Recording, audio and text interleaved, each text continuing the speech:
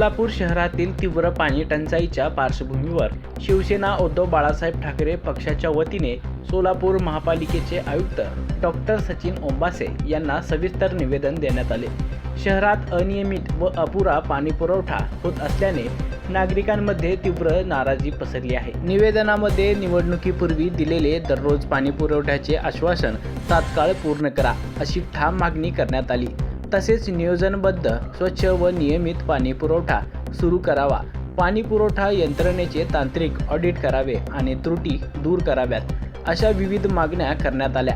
यानंतर शिवसेना उद्धव बाळासाहेब ठाकरे पक्षाच्या वतीने जागर पाण्यासाठी हे आंदोलन छेडण्यात आले। या आंदोलनादरम्यान लबाडानो पाणी द्या, निवडणुकीपूर्वी दिलेले आश्वासन पूर्ण करा, सोलापूरकरांना न्याय द्या अशा घोषणांनी परिसर दणाणून गेला। आंदोलनात विविध घोषणांचे फलक मोठ्या प्रमाणावर वापरण्यात आले होते, ज्यातून सत्ताधाऱ्यांविरोधातील जनतेचा संताप व्यक्त होत होता। यावेळी पदाधिकारी व शिवसैनिक मोठ्या संख्येने उपस्थित होते।